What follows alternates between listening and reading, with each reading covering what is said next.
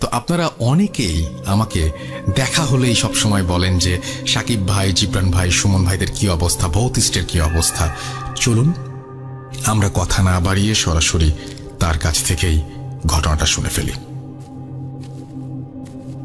সব তো ভুলে গেছি, মোটামুটি সব 10 বছর আগের কাহিনী। আমার তো গত মাসে কি করছি ওটা মনে থাকে না। এটা ওই শেষের দিকের একটা এক্সপিরিয়েন্স বলি। ভৌতিষ্ঠ মোটামুটি সুমন ভাই তো শরীর খারাপ হয়ে গেল লাস্টে। শরীর খারাপ হওয়ার কয়েকদিন আগের একটা ঘটনা।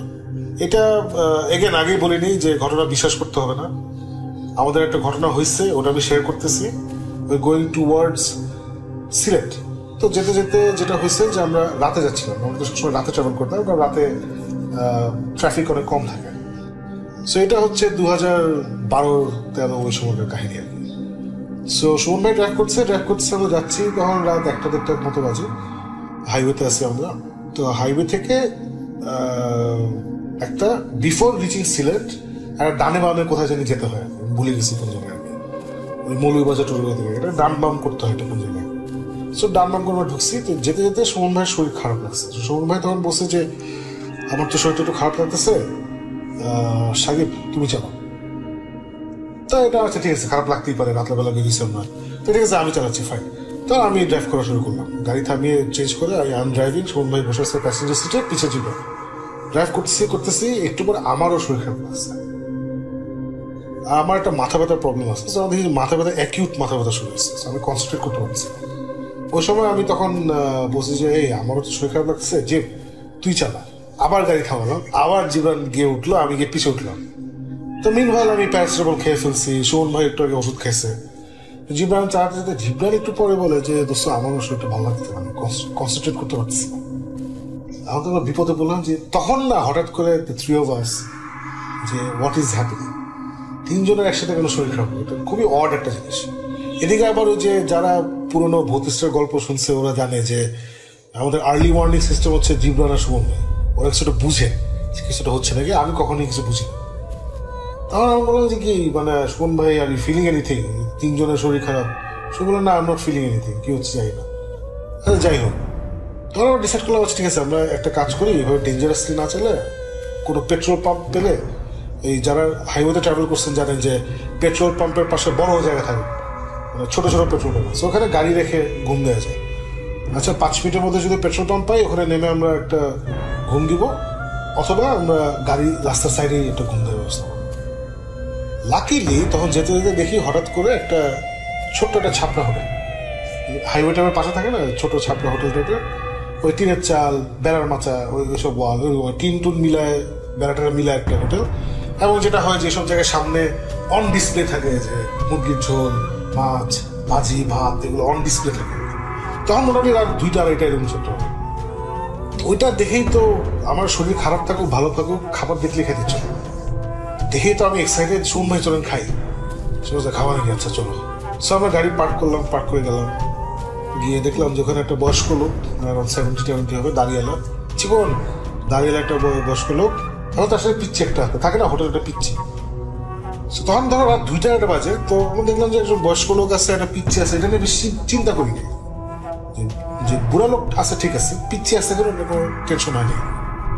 আমরা বসলাম যে কি আছে, বলে কি আছে, কি খাবেন, মুরগি আছে, মাছ আছে, ডিম আছে, ডিম আমার পছন্দ। ডিম শুনে তা বলছি যে দেন ডিম দিয়ে শুরু করেন। তারপরে মোটামুটি আমরা তিনজন ফাটায় খাইছি, বুঝছো, ফাটায় খাইছি। লাস্টে চা খাবেন নাকি, হ্যাঁ চা খাবো, চা চু খাইছো। 3টার মতো বাজে, 3টা-3:30 বাজে গেছে। সো খাওয়াটা শেষ করে না, we are feeling very good, যে শরীরটা ভালো লাগতেছে। এখন ওই যে আমার মাথা ব্যথা চলে গেছে, সেই হ্যান ত্যান, অল ফিলিং গুড। বললে তো ধর সুমন ভাই বললো যে আচ্ছা আমি চালাই, জীবন বলছে সুমন ভাই আমি চালাবো, সুমন বলছে না আমি চালাই। আমিও চালাইতে চাই, কারণ আমার অন্যের গাড়ি চালাইতে পছন্দ হয় না। এই জন্য আমি কখনো সুমন ভাইয়ের সাথে যখন ভৌতিক ট্রিপে গেছি 99% ওকে সুমন ভাই চালাইছে। আদার দেন আসছে না যে সুমন ভাই ঘুম লাগছে তখন আমি চালাম, ওইটা না হলে আমি চালাইতাম না। তো সুমন ভাই এটা জানে, তখন জীবনও জানে, ওই জন্য জীবন জিজ্ঞেস করছে সুমন ভাই আমি চালাবো নাকি আপনি চালাবো, আমি চালাবো, ফিলিং ফাইন। তখন দেখা গেল আমরা তিনজনই এবার ফিলিং ফাইন, আমরা তিনজনই এবার ফাইন। তারপর তো আবার গাড়িতে উঠলাম, হেভি আড্ডা মারতে মারতে আমরা মোটামুটি সকাল 6টার দিকে পৌঁছেছি, যেখানে পৌঁছানোর কথা, এটা বর্ডারের কাছাকাছি একটা জায়গা পৌঁছেছি। তো ওখানে একটা বাসায় উঠছি, বাসায় একটা রুম আছে যেটা টিপিক্যাল আর কি, রুমে আওয়াজ টাওয়াজ হয়, ওখানে শাড়ি পরা কাকে দেখা গেছে রাতের বেলায় এই সেই। সো সুমন ভাইয়ের কাছে খবর আসছে, তো ওই জন্য আমরা এখানে গেছি। তো ওরা খুব এক্সাইটেড যে কি বলে খতিস্তা আসছে, সুমন ভাই আসছে, কিছু একটা হবে আর কি। তো আমরা ওখানে গেলাম, গিয়ে আমরা ঘুমাইলাম, 2টা-3টা পর্যন্ত ঘুমাইছি। ঘুম থেকে উঠে তারপরে আড্ডা মারলাম, লোকাল একটু ঘুরে দেখলাম ওখানে। আর সুমন ভাই তো যেখানেই যায় চ্যানেল বের হয়ে যাবে, পোলা পাইন আসে, এসব গিটার টিটার গান টান এগুলো হইলো। তো মোটামুটি আমরা এসব মজা টজা করলাম, করে গান টান গায়েটা খাওয়া দাওয়া করে রাত 10টা-11টার দিকে মানে ফেরত গিয়ে ওই সেট আপ আর ইকুইপমেন্ট ওই রুমে আমাদের যে থার্মাল জিনিসপত্র, ক্যামেরা ট্যামেরা এগুলো সব নাইট লাইট ফাইট অন করে আমরা রেডি। সো উইদিন 12 রেডি আমরা বসে আছি। তো মোটামুটি সারা রাত তো আমরা ইনভেস্টিগেট করি না, আমরা 3:30-4টা বন্ধ করি, বেশি আর করে লাভ হয় না আসলে। 3:30-4টা বন্ধ যেটা হয়েছে, আমরা আড্ডা মারছি, কিছু হয়নি। আমি সুমন ভাইয়ের জীবন হেভি আড্ডা হয়েছে, কেউ কিছু ফিল করি নাই। এর বেশ মনোরম পরিবেশ, আমরা জানলা টালা খোলা রাখছি, তখন গরম ছিল, ফ্যান অন আর জানলা টালা সব। মাঝখানে আমরা ফ্যানও বন্ধ করছি 40 মিনিটস 1 আওয়ারের জন্য, যদি কিছু হয় ফ্যান বন্ধ করলে, মেবি ফ্যানের জন্য আসতেছে না ভূত, এগুলো বিভিন্ন পারমিটেশন কম্বিনেশন হচ্ছে, বুঝছো। এই সে আবার ফোন অফ করছি, ইলেকট্রিক সিগন্যাল, তো বিভিন্ন কিছু করছি, লাস্টে কিছুই হয়নি, বুঝছো, নাথিং হয়নি। তো ওখানকার একটা ইয়াং ছেলে ছিল, সে ধরো 2টা পর্যন্ত আমাদের সাথে ছিল। তারপর আমরাই বলছি ভাই তুমি যাও, বিকজ আমরা চাই না তোমাদেরকে ওইখানে থাকো, তাহলে আমাদের ব্যালেন্সটা নষ্ট হয়ে যায়। তো ভুজন পাঠিয়ে দিয়েছি, তো নিজের আড্ডা মারছি বরাবর। তো মোটামুটি আবার 4:30-5টা থেকে আবার উঠছে, উঠে আবার আসছে, কিছু হয়েছে নাকি, আমি বলছি না এখন পর্যন্ত কিছু হয়নি। সো উই কনক্লুডেড 4:35-5-এর দিকে যে এখানে আসলে কিছু নাই। তো ঠিক আছে, আমরা গিয়ে আবার ঘুম দিলাম, ঘুম দিয়ে পরে 10টার দিকে উঠলাম। উঠার পরে তো ওই ছেলের বাবা মা ওরাও ইন্টারেস্টেড যে কি হইতেছে এখানে আসলে। তো আমরা বললাম যে আসলে এখানে যদি থেকেও থাকে আমরা কিছু পাইনি, আমরা সারা রাত ধরে 4:30 পর্যন্ত আমরা টেস্ট করছি, তারপর তো আজানি পড়ে গেছে, আজানের পর আসলে কিছু হয় না। সো ওই সময়টা কিছু হয়নি, এবং আমরা অনেক কিছুই মানে ক্যামেরা ট্যামেরা অন ছিল, যদি কিছু হয়ে থাকে আমাদের নজরে সেটা পড়ে নাই। সো আমরা বলতে পারছি না আপনাদের হাউস হন্টেড নাকি হন্টেড না, আমরা কিছু পাইনি, আমি বাকিটা আপনি। তো ওরা বলছে ঠিক আছে, অসুবিধা, ওরা তো এমনিতেও অত বিশ্বাস করে না, ছেলের কথা অনুযায়ী আমাদেরকে নিয়ে আসছে এসে। তো ওরা খুশি যে ঢাকা থেকে কিছু লোক আসছে, সুমন ভাই সেলিব্রিটি, ওই খুশিতেই ওরা খুশি। তো আমরা খাওয়া দাওয়া করে নাস্তা করে তোরা বলছে আপনারা কখন মানে ফেরার প্ল্যান কখন। আমি বললাম যে তো এখনই বেরো যাবো না। বললাম এখন কেন যাবেন, দুপুরে খাওয়াটা যান। তখন আমি বললাম যে না আমরা কালকে জোশ একটা জায়গায় খেয়েছি রাস্তায়, ওখানে লাঞ্চ করবো। বলে যে কখন খেয়েছেন? তো বলছে তো রাত 2টা-2টার দিকে। তখন দেখে ওরা একটু হাসতেছেন কেন? বলো আপনাদের কি কোনো অসুবিধা হয়েছিল? না অসুবিধা মানে বাট আপনারা কি কোনো বিপদে পড়ছেন? তখন বললাম যে না আমরা তো কোনো বিপদে পড়ি নাই। ওরা একটু চিন্তা করে দেখেন তো আপনাদের কোনো সমস্যা হয়েছিল নাকি? সমস্যা মানে বিপদ একটা জিনিস আর সমস্যা একটা জিনিস। প্রথমে বলছিল কোনো বিপদ হয়েছিল আপনাদের? বলছে না কোনো বিপদ হয়নি। বলছে আপনাদের কোনো সমস্যা হয়েছিল? হ্যাঁ একটা সমস্যা হয়েছিল, আমরা ড্রাইভ করে আসতেছিলাম, আমাদের হঠাৎ করে 3 জনেরই শরীর খারাপ হয়ে গেছিল। সো তারপরে ড্রাইভ করতে পারছিল না। তখন আমরা একটা রেস্টুরেন্ট পেয়েছি রাস্তার পাশে, একটা বউ বাস ছিল, হেভি খাওয়াইছে আমাদেরকে। তখন দেখে ওরা আরো হাসতেছে। বলে হাসেন কেন? বলো ওই রেস্টুরেন্ট আপনি পাবেন না। বলছো না পাবেন না ওই না? বলো ওইটা দিনের বেলা আপনি পাবেন না। তাহলে কি বলছে দিনের বেলা? আমি ওটা এখানে রাতে খোলা থাকে? বলে হ্যাঁ শুধু রাতেই খোলা থাকে, বাট আপনার আসলে বুঝতেছেন না। আপনি ওদের বুঝাই বলেন কি হয়েছে। তখন বলে যে ওইখানে নাকি একটা এরকম জিন, ওরা বলে জিন, আসলে কি জানি না, ওই এলাকায় এটা প্রচলিত যে ওই এলাকায় একটা জিন আছে যে রাতের বেলা মুসাফিরদের খেদমত করে, এবং যদি মুসাফির কোনো সমস্যায় পড়ে, যদি কোনো বিপদে পড়ে বা সমস্যায় পড়ে, তখন সে ওদের খেদমত করে। সো ওর রেস্টুরেন্ট আছে, সো ওখানে তুমি একটু রেস্ট নিতে পারবা, একটু খেতে পারবা, এন্ড ইউ ফিল বেটার। এরপরে তখন ওরা বলছে আপনাদের কি খাওয়া দাওয়ার পরে কি শরীরটা ভালো হয়ে গেছে না? হ্যাঁ খাওয়া দাওয়ার পর তো শরীর ভালো হয়েছে। ওরা এটাই ওর নিয়ে। তখন আমি তো এসব জিনিস একদমই বিশ্বাস করতে চাই না। আমি যে শোনেন খাওয়া দাওয়ার পরে ফার্স্ট অফ অল এমনি মানুষের শরীর ভালো হয়, খাইলেই আসলে এনার্জি পায় বডি, এটা হচ্ছে নাম্বার 1। নাম্বার 2 হচ্ছে আমাদের রেস্টুরেন্টে আসার আগে সবাই প্যারাসিটামল খেয়েছে, সবারই জ্বর মাথা ব্যথা এই টাইপের একটা সিচুয়েশন হয়েছে, সবাই আমরা প্যারাসিটামল খেয়েছি। সো প্যারাসিটামল প্লাস খাওয়া, এটাতে তো শরীর ভালো হবে। ওরা বলে না ওষুধ ঠিক আছে বুঝছি, আপনারা ওষুধ খেয়েছেন বুঝছি, কিন্তু আসলে ওই জিনই আপনারা ভালো করছে। আমরা কি বলতেছি ঠিক ভালো, ফালতু কথা। বলে তখন ওরা বলে কি আমরা বাজি ধরলাম, আপনারা ওখানে গিয়ে পাবেন না। হ্যাঁ ঠিক আছে, না পারলে নেই, অসুবিধা নেই। বলে আপনারা খায়া যান, ওরা বলছে আপনারা খেয়ে যান, ওখানে গিয়ে তোরা পাবেন না। বলছে না না না খাবো না, আমরা এখনই রওনা দেবো, আমরা দুপুরে ওখানে খাবো। না খাইলে অসুবিধা নেই, হাইওয়ে তো আরো জায়গা আছে। তো এই বলে আমরা বেরোছি, এবং বিশ্বাস করো রাসেল, ওই যাওয়ার পথে আমরা ওকে খুঁজে পাইনি।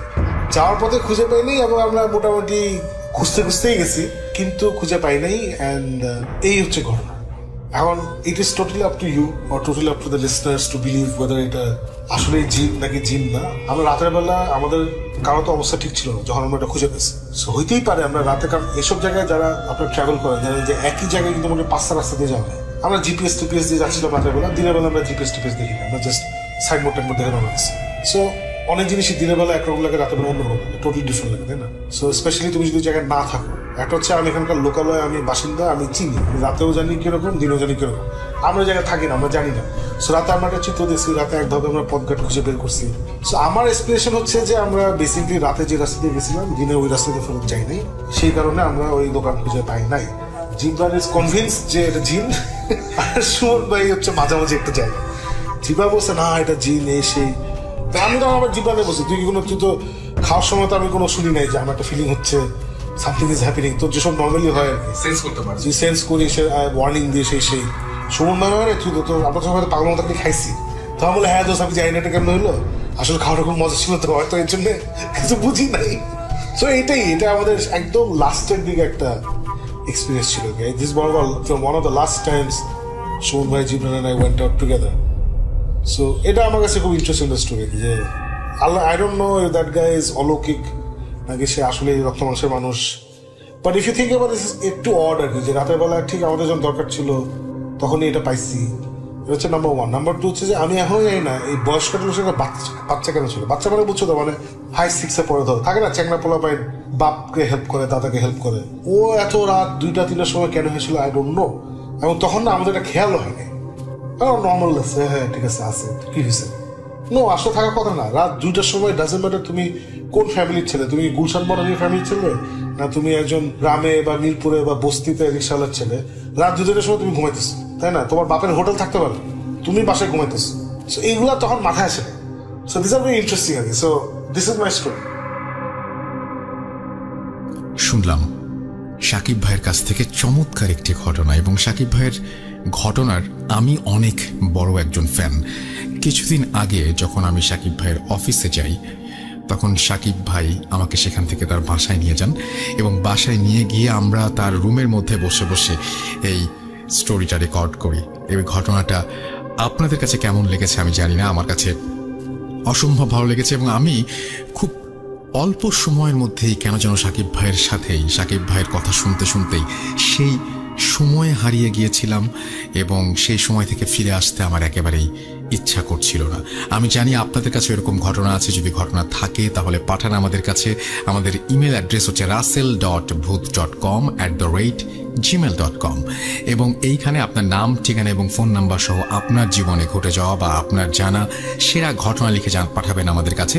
ঘটনার শুরুতে অবশ্যই উল্লেখ করবেন যে ঘটনাটি আপনি স্টুডিওতে এসে শেয়ার করতে চান, নাকি আপনি চান আপনার ঘটনা আমরা পড়ে শোনাই। যারা দেশের বাইরে রয়েছেন তারা সরাসরি অডিও ক্লিপ পাঠাতে পারেন বা লিখেও পাঠাতে পারেন ঘটনাটি। যাই হোক, আমার মনে হয় এই ঘটনাটি আপনাদের কাছে ভালো লেগেছে।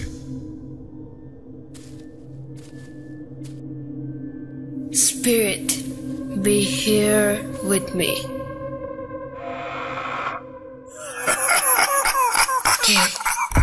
কে তুমি? Booth.com. The fear returns with Russell.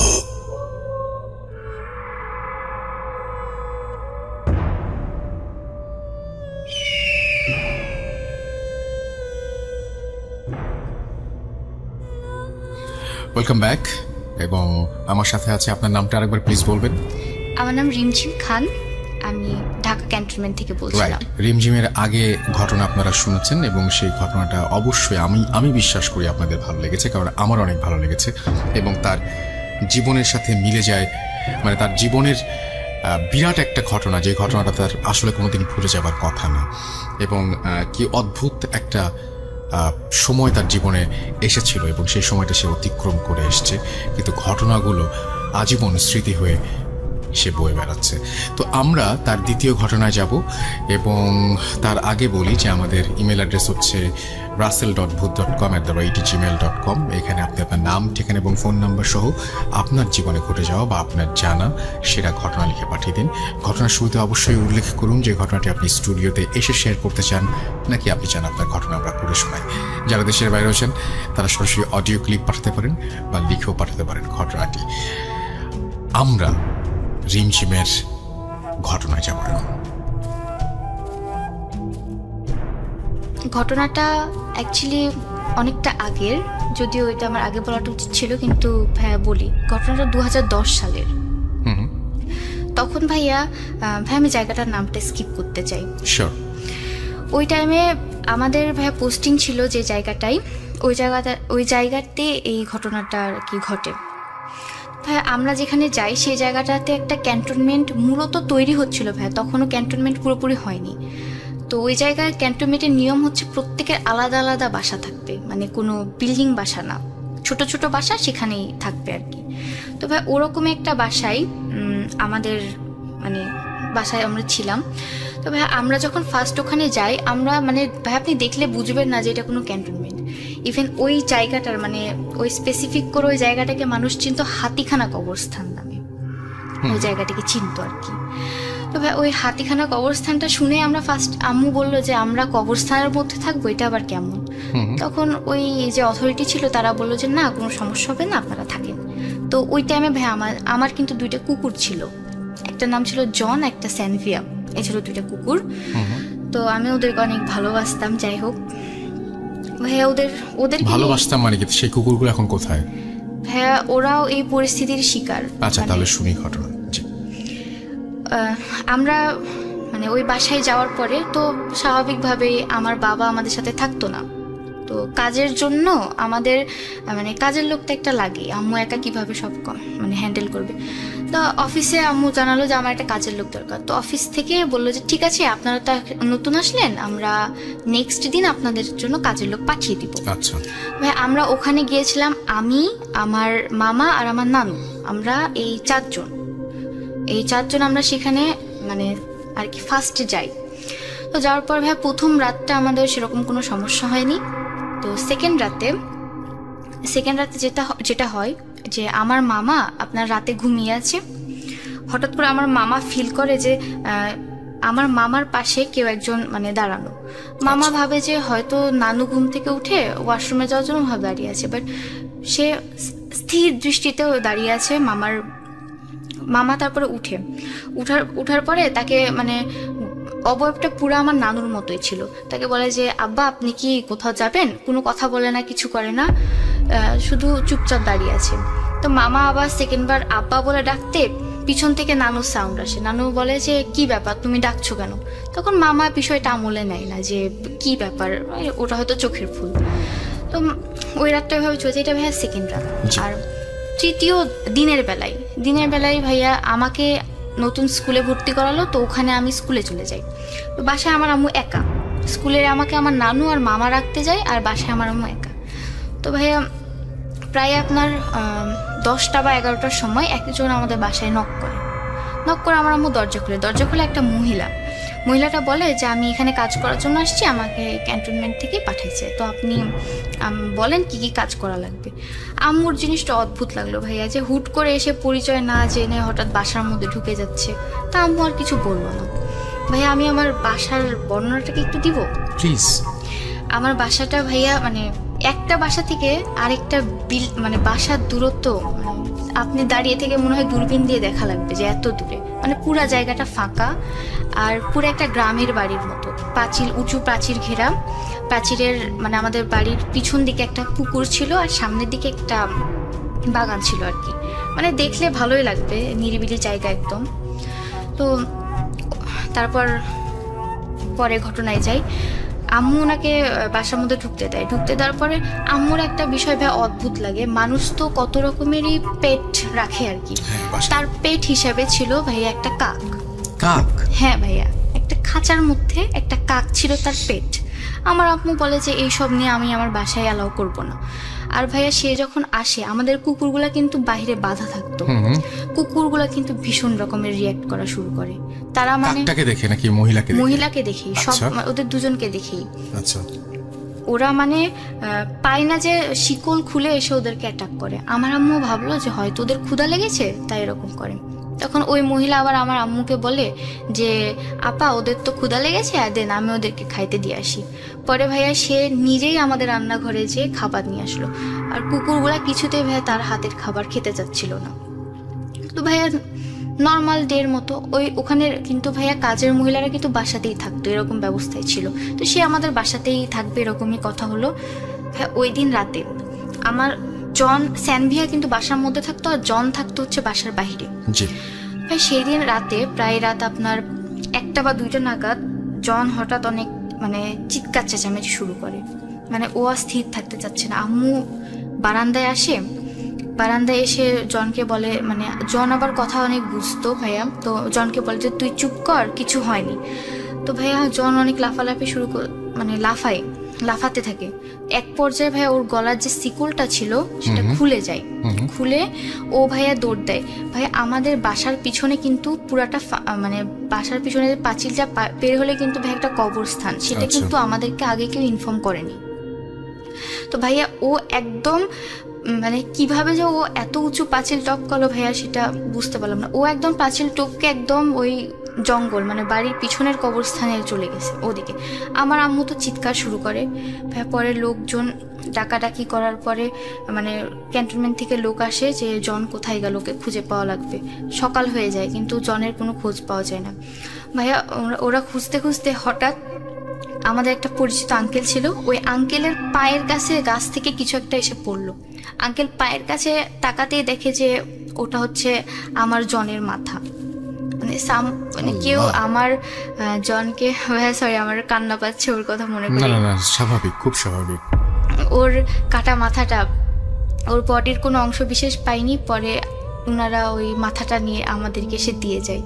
ভাইয়া আমি তো মানে শেষ। আমার ওরা মানে মানুষের মতো ওদেরকে ভালোবাসে। এটা মানুষের পক্ষে করা কিন্তু অসম্ভব, তাই না? একদমই ভাই, এটা মানুষের পক্ষে করা অসম্ভব, সেটা আমরা শুনেই বুঝতে পারছি। আর ভাই যদি মানুষও যদি করে থাকে,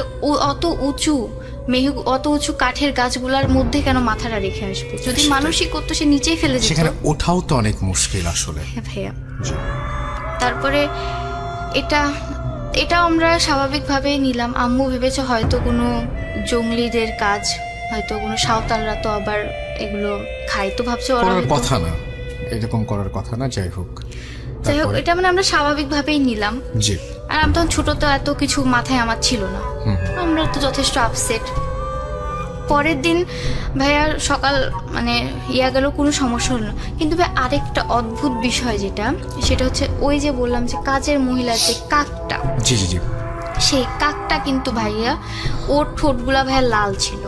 কাকের ঠোঁট লাল, মানে ওই আমার মানে জনের যেদিন মাথাটা নিয়ে আসলো আমাদের, যেদিন মানে ওকে মেরে ফেলা হলো, তারপর আর ওই দিন কিন্তু কাকের ঠোঁটটা আম্মু ভালো করে লক্ষ্য করে, কাকের ঠোঁটটা লাল ছিল। তার মানে ও রক্তাক্ত কিছু খেয়েছে ওরকম, কিন্তু ও তো খাঁচায় থাকে। হ্যাঁ ভাইয়া, ও খাঁচায় থাকে। আমার আম্মু বলে যে তোমার কাক কি খাঁচা থেকে বের হয়ে কিছু খেয়েছে? বলে যে না, আমার কাক খাঁচাতেই থাকে। তখন আমার আম্মুর জিনিস আসলে অদ্ভুত লাগে। আর ওই মহিলাটারও ভাইয়া কাজকর্মগুলো অনেকটাই অদ্ভুত টাইপের। আচ্ছা। তো ভাইয়া সেই মানে আমাদের বাসায় তো মনে করেন মোটামুটি শোকই চলছে। এইভাবে 2-3 দিন গেল। তো চতুর্থ রাত্রে একদিন মানে আম্মু ঘুমিয়ে আছে, আমি আর আম্মু একসাথে ঘুমাতাম। হঠাৎ করে ভাইয়া যে মাংস যদি কেউ হাড্ডিগুলাকে খায় তাহলে যেরকম একটা মানে সাউন্ড হয় না, ওরকম একটা সাউন্ড হচ্ছে। সাউন্ডটা আসছে আমাদের ভাই সিঁড়ির ঘর থেকে। এখন আমার আম্মু আমাকে শুয়ে রেখে ভাবছে যে দেখি কি হচ্ছে। ভাইয়া সেই দিন তখন আমার মানে আম্মু সিঁড়ির ঘরের যে দরজাটা সেটা খুলে দেখলো যে ভাইয়া আমাদের যে কাজের লোক মেয়েটা যে আছে সে ভাইয়া আমাদের ফ্রিজ থেকে বের করে যে কাঁচা মাংসগুলো আছে সেগুলো বসে থেকে খাচ্ছে, কাঁচা মাংস খাচ্ছে সে। আমার আম্মু তো অবাক। আম্মু বলে যে এই তুমি এসব কি করছো? ওই মহিলাটা বলে যে আপা আমার অনেক ক্ষুধা লেগেছিল। তো ও একদম স্বাভাবিকভাবে বলছে যে আপা আমার অনেক ক্ষুধা লেগেছিল, সেই জন্য আমি মাংস খাচ্ছি। তখন বলে আম্মু বলে যে কেন, তুমি তো রান্না করাও খেতে পারতা। বলে যে না আপা, আমার কাঁচা মাংস খেতেই ভালো লাগে। জিনিসটা আমার আম্মুর একদমই ভালো লাগেনি। পরের দিন আমার আম্মু ইনফর্ম করার পরে লোক আসে, মানে গোয়েন্দারা আসে ইনকোয়ারি করার জন্য। ওকে জিজ্ঞেস করে যে তুমি কি এরকম কিছু করছিলা? তখন ও বলে যে হ্যাঁ, এটা অস্বাভাবিকের কি আছে, আমি তো খেতেই পারি, আমি তো আর অন্য কিছু তো খাই না, আমি তো মুরগি খেয়েছি, কাঁচা হোক আর যাই হোক খেয়েছি। সে কিছুতেই স্বীকার করতে চায় না। তারপরে আমার আম্মু বলে যে না, ও ভালো হোক মন্দ হোক সেটা আমার আর দেখার বিষয় না, আমি আর ওকে কাজে রাখবো না। আচ্ছা। পরে ভাইয়া ও চলে যাওয়ার সময় আমার আম্মুকে বলে যে আপনি আমাকে তাড়িয়ে দিলেন, আপনি এটা ঠিক করলেন না কাজটা। আমার আম্মুকে বলে, আম্মু বলেছে কেন? বলছে কেন তার উত্তর আমি দিতে পারবো না, আপনি কাজটা ঠিক করলেন না, এর জন্য আপনাকে পস্তাতে হবে। আচ্ছা। এটা বলে সে চলে যায়। পরে ভাইয়া আমার আম্মু বিষয়টা কতটা মানে আমলে নেয় না আর কি, যে কে কি বললো তাতে আমার কি হবে। ওই দিন সন্ধ্যাবেলায় আম্মুর প্রচন্ড রকমের জ্বর আসে। আম্মু তো সিক, এখন বাসায় কেউ নেই, আমি মামা নানু আমরা কি করতে পারি। যাই হোক, আমরা মানে কোনোরকম আম্মুর সেবা যত্ন করি। আম্মু জ্বর কিছুতেই নামছে না। পরে ডাক্তার ডাকলাম, ইঞ্জেকশন দিল, জ্বর অতটাও কমে না, বাট আম্মু ঘুমাচ্ছে, মানে ঘুমের একটা ইঞ্জেকশন দিয়ে গেল, আম্মু ঘুমাচ্ছে। ওই দিন ভাইয়া রাত প্রায় আপনার 12:30 নাগাদ আমার যে আরেকটা কুকুর ছিল স্যানভিয়া, সেও আপনার জনের মতোই মানে চিৎকার চেঁচামেচি শুরু করে দিয়েছে। আমরা স্যানভিয়াকে কিন্তু ছাড়াই রাখতাম, ওকে বাঁধতাম না। ও শুধু মানে অস্থিরভাবে একবার আপনার ছাদে যাচ্ছে, একবার নিচে আসছে, মানে ও স্থির থাকতে পারছে না। তারপরে আমি আবার ওকে খাবার দিলাম যে তুই খা এখানে, যাতে ও একটু চুপ থাকে, কিন্তু ভাই ও চুপ থাকে না, ও রীতিমতো এই লাফালাফি করতে আসে। ভাইয়া প্রায় আপনার রাত 1টা নাগাদ ওই আমাদের স্যানভিয়া, ও আমাদের যে মেন গেটটা সেটাকে মানে আঁচড় খামচি দিচ্ছে, ও বের হয়ে যেতে যাচ্ছে ঘর থেকে। তারপরে নানু এসে ওর মাথায় হাত দিয়ে বলে যে কি হয়েছে। ও বারবার ভাইয়া দরজার দিকে ইঙ্গিত করছে যে দরজাতে কিছু একটা আছে। তারপরে আমার মামা ভাইয়া দরজার ওখানে যে ভাইয়া যে আই হোলটা যেটা আছে, আই হোল দিয়ে সে তাকিয়ে দেখে যে দরজার ওই পাশে আপনার একটা বিশাল পাখি কিনা জানি না, পাখির মতো কিছু একটা, কিন্তু আকারে বিশাল বড় একটা কালো রঙের কিছু একটা আই হোলতে দেখছি। দরজার ওই পাশে বসে আছে, আর আমাদের স্যানভিয়া সেটাকে মানে অ্যাটাক করার চেষ্টা করছে আর কি। দরজা খুলে সে বাইরে যেতে চাচ্ছে, ওটাকে অ্যাটাক করার। হ্যাঁ, এটা দেখার পর ভাইয়া আমার মামাও মানে বলছে যে এই বাড়িতে অস্বাভাবিক কিছু একটা আছে, এখান থেকে আমাদেরকে যত দ্রুত হোক চলে যেতে হবে আপাকে নিয়ে, আপা সুস্থ হলে। নানু ওইসব বিশ্বাস করে না, যেগুলা কিছু না, ওটা হয়তো বড় কোনো প্যাচে ট্যাচে হবে। তখন মামা বলে এত বড় পাখি কি জীবনে হওয়া সম্ভব? পরে ভাইয়া সাহস করে আমার নানু দরজা খুলে দেখে কিছুই নেই, সবকিছু পরিস্থিতি স্বাভাবিক। কিন্তু আমাদের স্যানভিয়া কিন্তু ভাইয়া ও কিন্তু কিছুতে স্থির থাকে না। সেই দিন ভাইয়া রাতটা পার হলো। পরের দিন মোটামুটি আমার আম্মু সুস্থই, মানে হাঁটাচলা করতে পারছে আর কি। কিন্তু সেই দিন রাতে আমাদের যে স্যানভিয়া ছিল সে আবার মানে অস্থির প্রকৃতির হয়ে গেছে। সে ভাইয়া আমাদেরকে অ্যাটাক করছে, মানে আমাদেরকে যেন চিনতে পারছে না। পরে এমন একটা পরিস্থিতি হলো যে ওকে বাসার মধ্যে ধরে রাখা যাচ্ছে না। তখন আমার নানু ওকে জোর করে বাড়ি থেকে বের করে দেয়। জোর করে বাড়ি থেকে বের করে দেওয়ার পরে ও কিন্তু ভাইয়া পুরা বাড়িটার মানে লাফালাফি করে চক্কর কেটে বেড়াচ্ছে, চিৎকার করছে শুধু। পরে হঠাৎ করে আমরা কিন্তু ওর শব্দ শুনতে পাচ্ছি, মানে যে ও অনেক চিৎকার করছে, কিন্তু হঠাৎ করে শব্দটা মানে ওর চিৎকারের শব্দটা বন্ধ হয়ে গেল। আমরা ভাবলাম যে ও হয়তো ঘুমিয়ে পড়েছে, তাই আর মানে কিছু বলিনি। তারপরে ভাইয়া তখন প্রায় আপনার রাত 1:30 বাজে, তখন মানে অস্বাভাবিকভাবে সবকিছু নীরব হয়ে যায়। তখন আমার নানু বলে যে কি ব্যাপার, কুকুরটা তো এখানেই ছিল, এত নীরব হয়ে গেল, ব্যাপার কি, যাই দেখি। পরে ভাই আমাদের যে পুকুরটা ছিল, পুকুরের ওইদিকে নানু আর মামা মিলে টর্চ নিয়ে যেয়ে দেখে যে পুকুরের ওই পাশে একটা বড়ই গাছ ছিল। বড়ই গাছের পিছন দিকে মানে আগে যেমন মহিলারা আপনার যে গরুর চামড়া বা ধুলে যেরকম একটা মানে ইয়ে হতো, ওভাবে বসে কে যেন কিছু একটা করছে, কোনো কিছু কাটছে পারকম। পরে কাছে যেয়ে দেখে ভাইয়া একটা, এই যে আমাদের যে কাজের মহিলাটা ছিল ওই রকমই, মানে দেহের গড়নটা ওই রকম, মহিলাটা বসে আমার স্যানভিয়াকে নিয়ে ভাইয়া কিছু একটা করছে। স্যানভিয়ার যে খুঁচিয়ে ওর চামড়াগুলোকে মানে দেহ থেকে চামড়া, এটা আমি দেখি, এটা আমার নানু আর মামা দেখেছে। যে তার কিরকম মানে সময়টা কত? তখন ভাইয়া প্রায় আপনার অনেক রাত হয়ে গেছে, 1টা বা 1:30 বাজে। যেহেতু কুকুরটা আমাদের নিজের ফ্যামিলিরই অংশ ছিল, ওই জন্য তারা ছুটে গেছে অত রাত হলেও, মানে একটা টানেই ছুটে গেছে আর কি। পরে দেখে যে ছাগলের চামড়া যেভাবে ছালায় সেইভাবে ওই মহিলাটা নখ দিয়ে খামচে খামচে চামড়াটা ছুলাচ্ছে। পরে লাইট মেরে দেখে যে ওটা আমাদের কাজের ওই যে আগে কাজ করতো সেই কাজের মহিলাটাই, আর পাশে বসে আছে ওই কাকটা। খাঁচার থেকে মানে এমনি ছাড়াই ছিল, কাকটা বসে আছে। বসার পরে আমার নানু তখন তাকে বলে যে তুই এখানে ঢুকলি কিভাবে? বলছে ওই মহিলাটা নাকি নানুকে বলে যে আমার ঢুকার জন্য কোনো রাস্তার দরকার হয় না, আমি সব জায়গা দিয়েই ঢুকতে পারি, এভাবে আঞ্চলিক ভাষায় বলে আর কি। আচ্ছা।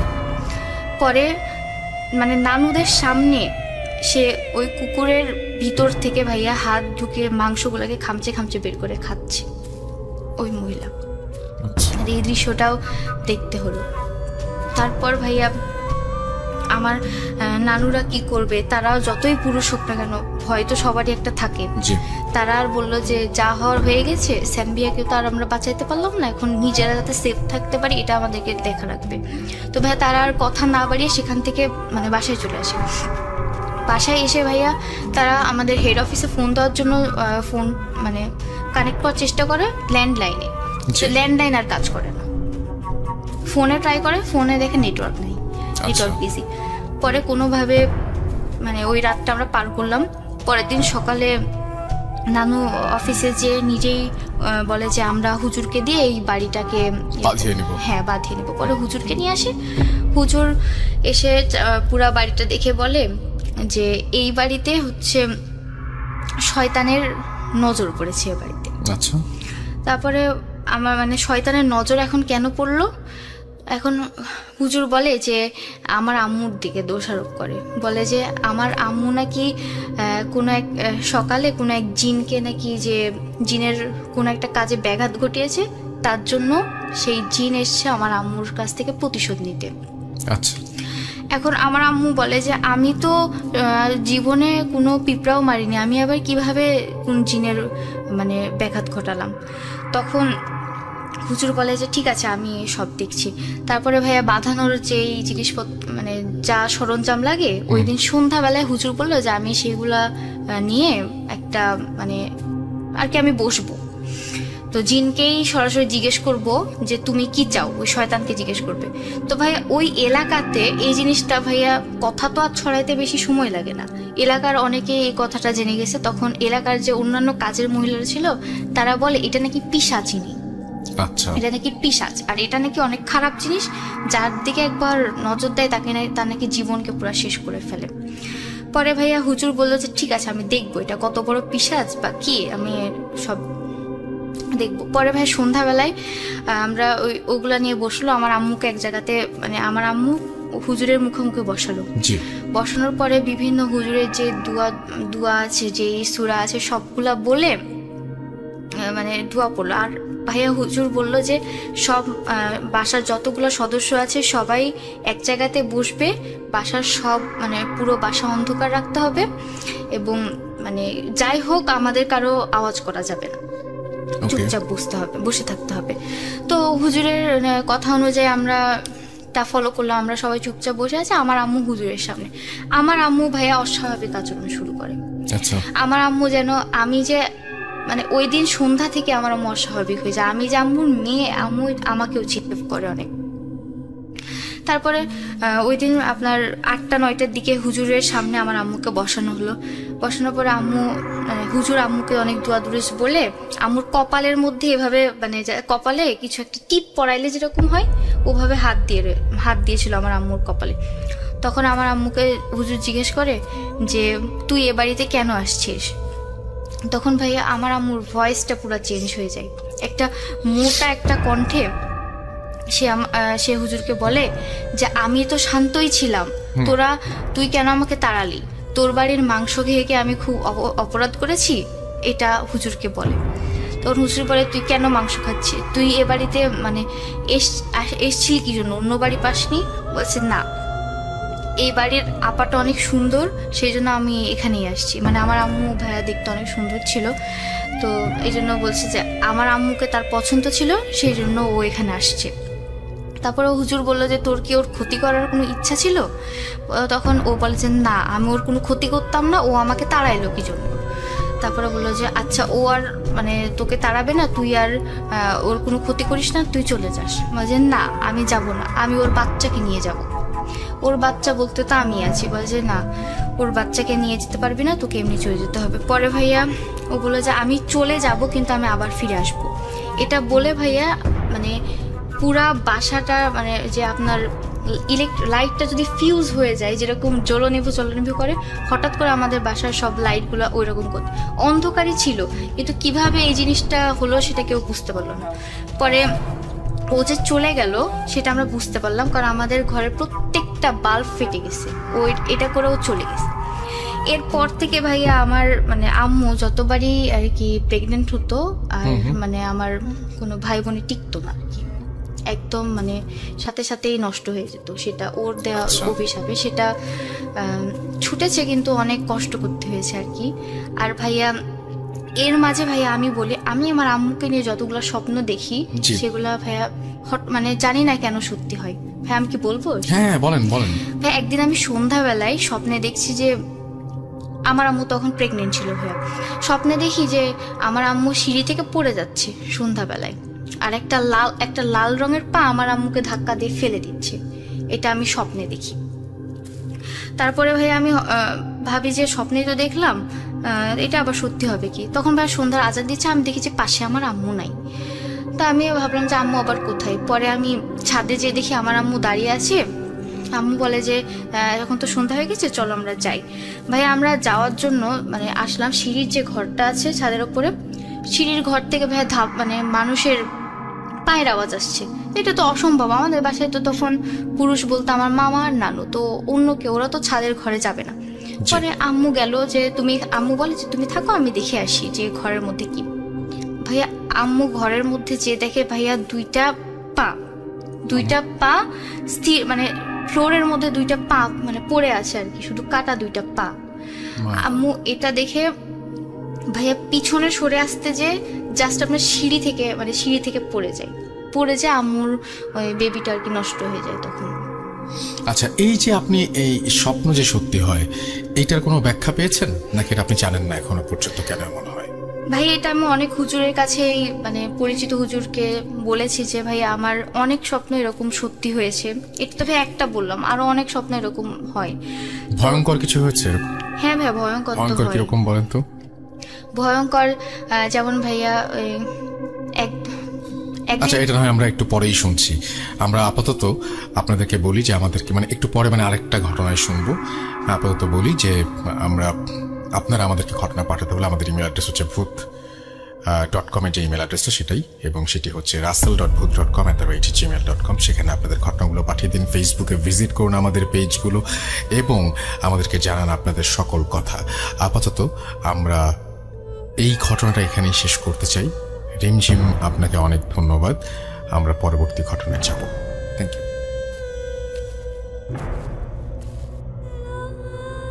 Spirit, be here with me.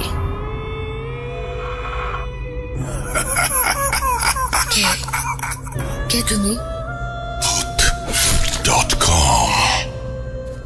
The fear returns with Russell.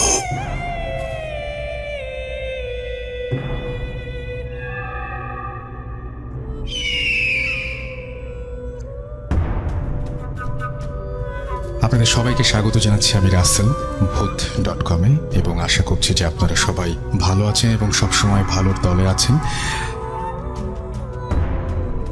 আপনাদের সামনে আমি এখন পড়ে শোনাচ্ছি, আশা করছি যে এই ঘটনাটিও আপনাদের ভালো লাগবে।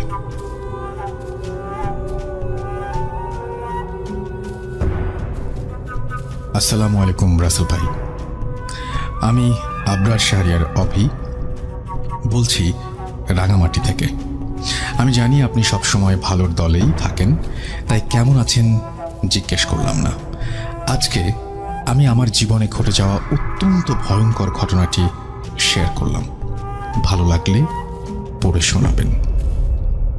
যাই হোক, চলে যাচ্ছি ঘটনায়। সময়টা ছিল 2019 সালের জানুয়ারি মাস। আমি এবং আমার বন্ধু শাকিল, আমরা দুজনই গিয়েছিলাম ঢাকার একটি স্বনামধন্য প্রতিষ্ঠানে একটি বিশেষ বিষয় সম্পর্কিত প্রশিক্ষণে। বলে রাখা ভালো, আমার বন্ধু শাকিল আগে প্রশিক্ষণ কেন্দ্রে পৌঁছায়। ব্যক্তিগত কারণে এবং ব্যস্ততায় আমি তার 2 দিন পর যোগ দেই। আমি রাঙামাটি থেকে রাত 8টায় ঢাকার উদ্দেশ্যে রওনা হই এবং পরদিন সকালে প্রশিক্ষণ কেন্দ্রে গিয়ে পৌঁছাই। প্রথম দিন ছিল, তাই সকালবেলা অফিস ভবনে আমার নাম জমা দিয়ে সেদিনের মতো সকলের সাথে প্রশিক্ষণ ক্লাস শেষ করলাম। দুপুরের খাবার সবাই একসাথেই খেলাম এবং বিকেলবেলা বন্ধুদের সাথে নিয়ে চারপাশটা দেখতে বের হলাম। প্রশিক্ষণ কেন্দ্রটি ছিল প্রায় 5 একর জায়গার ওপর। বিশাল প্রশাসনিক ভবন, প্রশিক্ষণ ভবন, পুরুষ হোস্টেল, মহিলা হোস্টেল ও একটি মসজিদ। চারপাশটা ঘুরতে ভালোই লাগছিল। তবে আমাদের পুরুষ হোস্টেলটি ছিল খুবই পুরনো 5 তলা ভবন। দেখলেই বোঝা যায় অনেক আগের তৈরি বিল্ডিং। সারাদিন ক্লাস ঘোরাঘুরি করে ক্লান্তই ছিলাম, তাই রাতের খাবার খেয়ে সবাই যার যার রুমে ঘুমাতে গেলাম। আমি এবং আমার বন্ধু শাকিল দুজনেই রুম পড়েছিল একসাথে, 4র্থ তলায়, 411 নম্বর কক্ষ। রুমে ছিল 2টো আলাদা বিছানা, একটি টেবিল, একটি চেয়ার এবং একটি বাথরুম সংযুক্ত। আমি এবং আমার বন্ধু যে যার বিছানায় শুয়ে পড়লাম। প্রশিক্ষণ কেন্দ্রের হোস্টেলে এটি আমার প্রথম রাত। ঘড়িতে রাত তখন 12টা অতিক্রম করেছে। হঠাৎই আমার কেন জানি মনে হলো কেউ দরজায় নক করছে। অন্ধকার রুম, কান পেতে স্পষ্ট শুনতে পেলাম কেউ দরজায় করে হাত দিয়ে নক করছে। যদিও এত রাতে হোস্টেলে কেউ জেগে থাকার কথা না, আর দারোয়ান থাকে নিচতলায়, তবু আমি জিজ্ঞেস করলাম, কে কে কে নক করছে? দেখলাম কোন সারা শব্দ নেই। কিছুক্ষণ পর শুনি আমার মাথার উপরের ছাদে কেউ দৌড়াদৌড়ি করছে। কারো পায়ের দৌড়ানোর শব্দ আমি স্পষ্ট শুনতে পেলাম। আমি কিছুটা ভয় পেয়ে আমার বন্ধুকে ডাকলাম, শাকিল, শাকিল, শাকিল, তুমি কিছু শুনতে পাচ্ছ? শাকিল উত্তরে বলল, শুনছি, চুপ করে শুয়ে থাকো, কোনো কথা বলার দরকার নেই। আমি তার কথা শুনে চুপচাপ শুয়ে পড়লাম।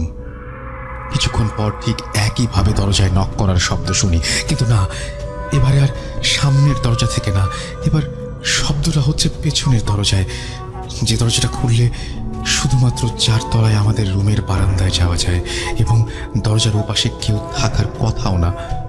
আমি খুব ভয় পেয়ে যাই। হঠাৎই রুমের ভেতর আকস্মিকভাবে কিছু একটা ওপর থেকে পড়লো। একজন মানুষ ওপর থেকে লাফ দিয়ে নামলে যেমনটা শব্দ হওয়ার কথা ঠিক তেমনি শব্দ হলো এবং পুরো বিছানাটা যেন সাথে সাথে কেঁপে উঠল। আমি এবং আমার বন্ধু শাকিল দুজনেই অন্ধকার রুমে বিছানা থেকে লাফ দিয়ে উঠে গেলাম এবং অদ্ভুত ব্যাপার হলো, আমি আমার বন্ধুকে জিজ্ঞেস করলাম, কিছু অনুভব করলে? সে আমাকে বলল, তুমি কিছু অনুভব করলে? দুজনের প্রশ্ন এক। আমাদের বুঝতে বাকি রইল না, সামথিং ইজ রং। আমার বন্ধু খুব ভয় পেয়ে তার বিছানা ছেড়ে আমার বিছানায় এসে একসাথে শুয়ে থাকে। সে আমাকে বলে, গত 2 দিন আগে যখন সে আমার আগে এখানে আসে, সে একা একাই ঘুমোতে গিয়েছিল এবং মাঝরাতে ঠিক একই শব্দ শুনেছিল। আমি কোনো কথা না বাড়িয়ে চুপচাপ শুয়ে থাকি।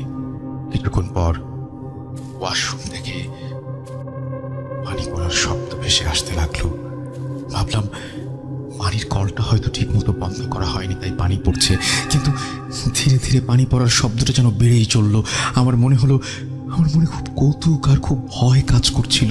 আমি আমার বন্ধুকে বলি, চল ওয়াশরুমে গিয়ে দেখি একটু, কিন্তু সে ভয়ে আতঙ্কিত ছিল। তাই আমি একা একাই উঠে লাইট অন করলাম।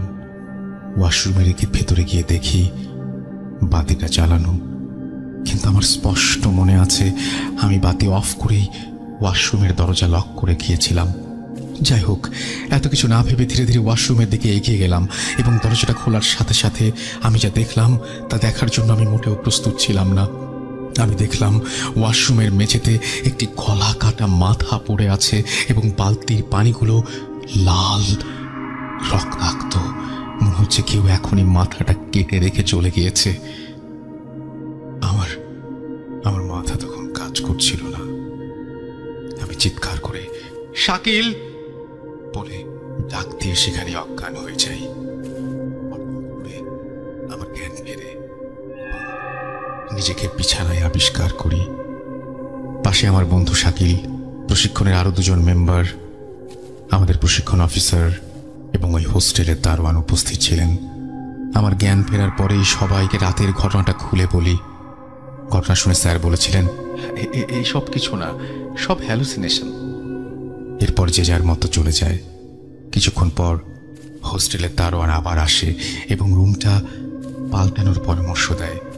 উনি আজকে 15 বছর এই প্রশিক্ষণ কেন্দ্রে দারোয়ানের কাজ করছেন এবং ওনার থেকে জানতে পারলাম এই রুমটাতে 2015 সালে 2 জন মধ্যবয়সী লোক থাকত। তারাও কোনো এক প্রশিক্ষণ নিতে এসেছিল। প্রশিক্ষণের 1 সপ্তাহ পর ওই রুমের ওয়াশরুম থেকে একজনের গলা কাটা লাশ উদ্ধার করা হয় এবং অন্যজনকে খুঁজে পাওয়া যায়নি। ধারণা করা হয় হয়তো পালিয়ে যাওয়া ব্যক্তিটি কোনো ধারালো অস্ত্র দিয়ে তার রুমমেটকে গলা কেটে হত্যা করে ওয়াশরুমে রেখে গেছে। তারপর থেকে ওই রুমে যারাই থাকে মাঝরাতে এমন কোনো না কোনো ঘটনা ঘটে থাকে। দারোয়ানের কথা মতো আমরা ঘটনাটি কারোর সাথে শেয়ার করলাম না এবং 10 দিন প্রশিক্ষণের পর নিজ বাড়ি রাঙামাটিতে ফিরে আসি। এই ছিল রাসেল ভাই আমার জীবনে ঘটে যাওয়া সবচেয়ে ভয়ঙ্কর ঘটনা। আশা করি ভালো লেগেছে। আপনার শারিয়ার অভি, বয়স 22, রাঙামাটি, পার্বত্য চট্টগ্রাম জেলা। তো এই ছিল আমাদের প্রথম স্টোরি। আমরা পরের স্টোরিতে যাব, আমাদের সাথেই থাকুন।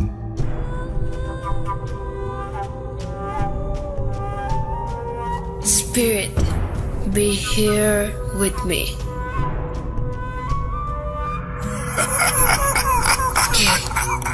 কে তুমি? Put.com. The fear returns with Russell.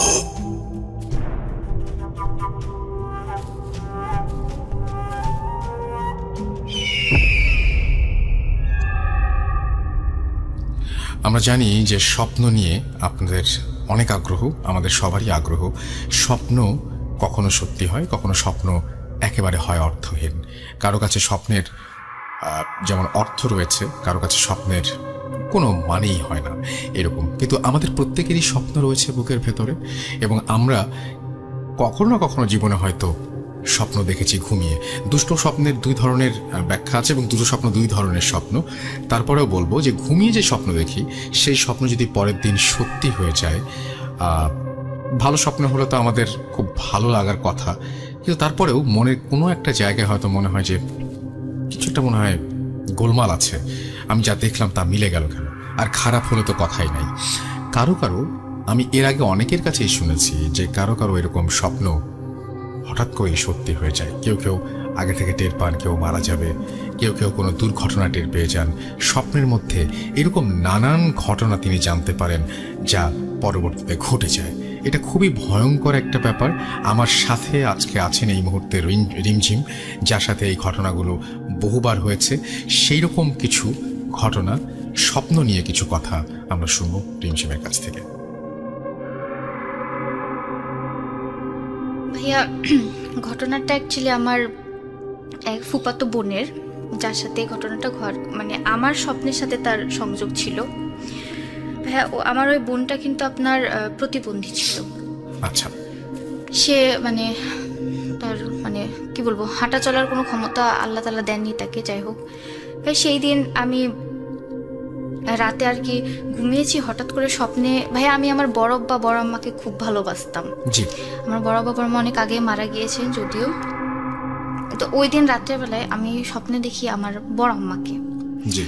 পর আম্মা আমাকে এসে বলে যে অনেক তো হলো, এবার আমি তোমার একজনকে নিয়ে যাব। আমি বললাম যে কেন বড়ম্মা? বলে যে ও আর পৃথিবীতে থাকতে চায় না, আমি ওকে নিয়ে যাব, এই কথা বলে। বলার পর আমি ঘুম থেকে ওঠার পর ভাবি যে বড়ম্মাকে দেখলাম, এটা মনে হয় নিছকই স্বপ্ন। পরের দিন শুনলাম যে আমার ওই আপুটার ডেথ হয়ে গেছে। আচ্ছা, ওই আপুটার স্বাভাবিকই মৃত্যু, কিন্তু ভাইয়া আমি জানতে পারলাম আগের দিন। তারপর ভাইয়া আমার একটা ছোট চাচাতো ভাই ছিল ভাইয়া, তার মৃত্যুর আগের দিনও আমার ফুপি কিন্তু উনারও এই জিন রিলেটেড অনেক সমস্যা ছিল, তো সেই জন্যই তার মৃত্যু হয়েছে আর কি। উনি এসে আমাকে স্বপ্নে এসে বলে যে আমি তোর ছোট চাচাতো ভাইকে আমি এসে নিয়ে যাব। পরের দিন ভাইয়া সেও মারা যায়। তো ভাইয়া আমি কি আমার ফুপির ওই ঘটনাটা বলবো আপনাকে? বলেন, স্বপ্নগুলো কি হয়ে গেছে না? স্বপ্নগুলো এই পর্যন্তই ছিল? জি ভাইয়া, শুনি ফুপির ঘটনাটা। ভাইয়া আমার ফুপি অত্যন্ত ধার্মিক ছিলেন আর কি, কিন্তু তারপরেও তার এরকম সমস্যা হতো। জি ভাইয়া, ওনার একদিন হচ্ছে উনি প্রায় আপনার সন্ধ্যার দিকে কোথাও একটা ঘুরতে গিয়েছিলেন, তো বাসায় ফিরতে ফিরতে সন্ধ্যা হয়ে যায়। তো সন্ধ্যা হওয়ার পর উনি গোসল করতে গেছেন একটা পুকুরে, ভাবলেন একটু ফ্রেশ হয়ে আসি, তো পুকুর থেকেই গোসল করে, বাড়িতে পানি না থাকে পুকুর থেকে উনি গোসল করতে গেছেন। তো ভাই গোসল করার পর হঠাৎ গোসল করতে যাওয়ার পর পুকুরে যিনি নামেন, উনি হঠাৎ ফিল করেন যে কেউ ওনার পাটা ধরে আছে। উনি ভাবলেন যে পায়ে কি আবার লতা পাতা জড়ালো নাকি। উনি তারপর ভাইয়া পাটা পুকুর থেকে বের করে দেখে তার পাটা একদম স্ক্র্যাচ করা, পাটা কেউ যদি চাপটে ধরে থাকে, আঙ্গুলের দাগ বসানো। পরে উনি এটা নিয়ে এসে আমার দাদিকে দেখলেন। আমি তো ভাই আগেই বলেছি যে আমার দাদির এরকম জিন আছে আমার দাদির কাছে, তো আমার দাদি তো সবটা বুঝতে পারেন। দাদি দোয়া দুরুজ পড়ে দেন যে তুমি ঘুমিয়ে যাও, তোমার আর কিছু হবে না। ভাইয়া উনি ঘুমিয়েছেন। রাত্রেবেলায় উনি স্বপ্নে দেখছেন ভাইয়া যে উনার হাতের মধ্যে কেউ রড ঢুকাচ্ছে, ওনার হাতের মধ্যে রড ঢুকাচ্ছে, হাতের তালুতে পায়ের তালুতে রড ঢুকাচ্ছে। উনি তো চিৎকার দিচ্ছেন ভাইয়া, চিৎকার করে যন্ত্র ব্যথা লাগছে।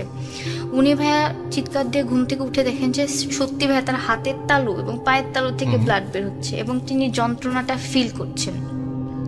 তারপরে আমার দাদিকে ডাকলেন। দাদি আসার পর দাদি দোয়া দুরুজ বললো যে না, ওগুলা কিছু না, তুমি ঘুমিয়ে যাও, কিচ্ছু হবে না, ব্যথা সব ভালো হয়ে যাবে। পরের দিন ভাইয়া ব্লাড তো বন্ধ হচ্ছে না। পরে ডক্টরের কাছে নিয়ে গেল, ডক্টর ভাইয়া ওষুধ দিল, ব্লাড বন্ধ হয়েছে। তার পরের দিন রাতে, ওই দিন রাতে ভাইয়া আবার ঘুমিয়েছে, আবার দেখে যে স্বপ্নে কে যেন তার হাতের মধ্যে দিয়ে রড ঢুকাচ্ছে। ভাইয়া ওই টাইমে উনি এই স্বপ্নটা দেখার সাথে সাথে উনি উঠে বসার পর ভাইয়া রড ঢুকাইলে জায়গাটা যেরকম একটা গোল একটা শেপ আসে, ওই রকম তার হাতের তালুতে ওই রকম শেপ ছিল, ফুটো ছিল। হ্যাঁ, এরকম ফুটো ছিল, কিন্তু কোনো যে কিছু একটা ঢুকাচ্ছে বা কি ঢুকছে সেটা দেখা যায় না, জাস্ট ফুটো হয়ে যাচ্ছে, একা একা ফুটো হয়ে যাচ্ছে এবং সেখান থেকে প্রচুর পরিমাণে ব্লাড বের হচ্ছে। ব্লাড বের হওয়ার পর ভাইয়া উনি তো এই ঘটনাটা আমাদের কাউকে জানি। তখন আমি যদিও অনেক ছোট ছিলাম, অনেক খুব বেশি না, 12 বছর ছিল তখন আমার। তো ভাইয়া ওই দিন রাত্রেবেলায় আমি স্বপ্নে দেখি যে আমার ফুপিকে ভাইয়া কে যেন গলায় দড়ি কেউ ফাঁসিতে ঝুলিয়ে রেখে দিয়েছে আমার ফুপিকে। আমি ফুপিকে অনেক ভালোবাসতাম। ফুপিকে ঝুলিয়ে রেখে দিয়েছে? হ্যাঁ, ফাঁসিতে ঝুলিয়ে রেখে দিয়েছে। আমার ফুপির হাতের তালু পায়ের তালু থেকে রক্ত বের হচ্ছে, আর আমার ফুপিকে গলাটা কেটে তার রশিতে ঝুলানো, এরকম বিভৎস একটা অবস্থা। পরের দিন ভাইয়া আমি এই কথাটা আমার আম্মুকে বলে যে আম্মু আমি দেখলাম ফুপির এর অবস্থা। তখন বলে যে তোমরা এরকম দেখলা, তো চলো তোমার ফুপির খোঁজ নিয়ে আসি। পরে আমরা ভাইয়া দাদু বাড়িতে আসার পর জানলাম যে ফুপির এই অবস্থা, ফুপির হাত পা দিয়ে এরকম রোজ রাতে এরকম ব্লিডিং হচ্ছে। পরে আমার দাদু কিন্তু ভাইয়া অনেক নামাজি মানুষ, তারপরেও তার মেয়ের সাথে এরকম কেন হলো আল্লাহ মাবুদ জানেন। যাই হোক, আমার দাদু দোয়া দুরুজ পড়ে, কোনো অন্য কারো সাহায্য না ছাড়া উনি নিজেই পুরা বাড়িকে দোয়া দিয়ে শুদ্ধ করে, এরকম কি করে সব করলো। কিন্তু ভাইয়া আনফর্চুনেটলি আমরা কেউ ফুপিকে বাঁচাতে পারলাম না। তার মৃত্যুটাও ভাইয়া অস্বাভাবিকভাবেই হয়। আমার দাদি কিন্তু আমার ফুপির সাথেই ছিল ভাইয়া ওই রাতে। তারপরেও আমার ফুপি গলায় দড়ি দেয়। এটা তো ভাইয়া সম্ভব না যে একটা মানুষ পাশে শুয়ে আছে আর আরেকজন তার চোখের সামনে বা তার পাশে থেকে ফ্যানের দড়ি দিল, সে কিছু বুঝবে না। আচ্ছা, তো ভাইয়া আমার দাদি না কিছুই বুঝতে পারেনি। তার ওই ভাইয়া আমি যেই স্বপ্নে যেভাবে দেখেছি আমার ফুপিকে, তার ওই যে গলা থেকে রক্ত বেরোচ্ছে, গলা থেকে রক্ত যদিও বেরোচ্ছিল না, তার মুখ থেকে রক্ত বেরোচ্ছিল, আর ওই টাইমে তার হাতের তালু পায়ের তালু থেকে মানে রক্তে পুরো অবস্থা খারাপ, আর উনি ফ্যানের সাথে ঝুলছেন। এটাও আমি আগের দিন স্বপ্নে দেখেছিলাম, পরে এটাও সত্যি হয়েছে। অনেক দুঃখজনক, এবং এটা তো আপনার অনেক মানে আপনাকে অনেক কষ্ট দিয়েছে, কারণ এই ধরনের স্বপ্ন সত্যি হোক এটা তো কেউ কখনো চায় না, কখনোই চায় না। শুধুমাত্র আপনার প্রিয় ফুপুর কথা বললেন, এটা যদি অন্য কোনো মানুষও হতো, একেবারে যাকে আপনি সবচেয়ে বেশি অপছন্দ করেন, তার ব্যাপারেও হয়তো আপনি এরকম চাইতেন না। তো এটা খুব একটা কষ্টদায়ক মৃত্যু। আল্লাহ ওনাকে ক্ষমা করুন এবং ওনাকে আল্লাহ তার আত্মাকে শান্তি দিক, সেটা অবশ্যই আমাদের প্রার্থনা থাকবে। একই সাথে আপনার এই স্বপ্নকে আপনি এখনো দেখেন? না ভাই, এখন আর সেরকম স্বপ্ন দেখার সুযোগও হয় না। ওকে, তো এখন স্বপ্ন দেখেন না, সেটা আপনার জন্য হয়তো অনেক বেশি ভালো। তো যাই হোক, আপনাদেরও যদি স্বপ্ন নিয়ে এইরকম কোনো ঘটনা থাকে তাহলে আমাদের কাছে লিখে পাঠান। আমাদের অ্যাড্রেস হচ্ছে bhoot.com, আর আমাদের এটা হচ্ছে যদিও আপনি এটা আমাদের ইয়েতে যেতে পারবেন, আমাদের ফেসবুক পেজে যেতে পারবেন, আমাদেরকে ইমেইলও করে আপনারা ঘটনা পাঠাতে পারেন। আমরা রিমঝিমকে অনেক ধন্যবাদ জানাচ্ছি আমাদের সঙ্গে থাকার জন্য এবং এরকম চমৎকার ঘটনা আমাদেরকে উপহার দেওয়ার জন্য। রিমঝিম, আপনার সাথে আবারও কথা হবে এবং আপনার সাথে আবারও যখনই কোনো ঘটনা আপনি পাবেন বা আমার সাথে শেয়ার করতে ইচ্ছা করবে, ডেফিনেটলি আমাদেরকে ইমেল করবেন বা আমাদেরকে জানাবেন। আমরা আবারও আপনার সাথে আবারও আপনার কাছ থেকে আরও ঘটনা শুনতে চাই। আপনাকে অনেক ধন্যবাদ কষ্ট করে আমাদের স্টুডিওতে আসার জন্য।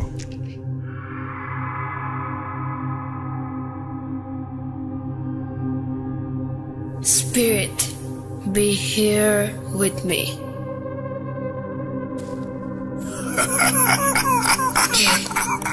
কে তুমি? Bhoot.com. The fear returns with Russell.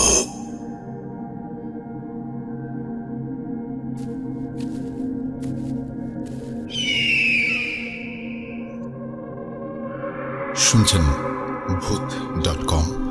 আমি রাসেল আছি সাথে এবং আপনাদের সবাইকে স্বাগত জানাচ্ছি। আশা করছি আপনারা এই 7 দিন ভালো ছিলেন এবং ভালোর দলেই ছিলেন। আজকের যে ঘটনাগুলো আমি আপনাদের সাথে কিছুক্ষণের মধ্যে শেয়ার করব, সেই ঘটনাগুলি বেশ অদ্ভুতই বলতে হবে এবং বিভিন্ন জায়গা থেকে বিভিন্ন মানুষ এসে আমার সাথে শেয়ার করেছেন। যেমন এখানে একটি ঘটনা আছে, আমাদের নাম বলবো, আমি একদম বাসা থেকে কালেক্ট করেছি তার, এবং তিনি একজন ভৌতিস্টের সদস্য। এখন কে তিনি সেটা আপনাদেরই খুঁজে বের করতে হবে। আর এছাড়াও আরও চমৎকার ঘটনা আছে আমাদের আগের এপিসোডে, 2-1টি ঘটনা যেগুলো শেয়ার করেছিলেন যারা, তারা আজকের এপিসোডেও ঘটনা শেয়ার করবেন। এরকমভাবেই সাজানো হয়েছে আমাদের আজকের এই এপিসোডটি। আপনাদের কেমন লাগছে এটা জানাতে অবশ্যই আমাদের পেজ কিন্তু ভিজিট করতে ভুলবেন না। আমাদের যে 2টো পেজ রয়েছে আপনারা নিশ্চয়ই জানেন, সেই 2টো পেজ আপনারা অবশ্যই ভিজিট করবেন। আমি বারবার করে পেজ বলছি, আসলে একটা পেজ এবং আরেকটা আসলে গ্রুপ। এবং আমাদের যে পেজটা সেটা তো আপনারা অ্যাড্রেসটা মনে হয় জানেনই, যে www.facebook.com/bhoot.com,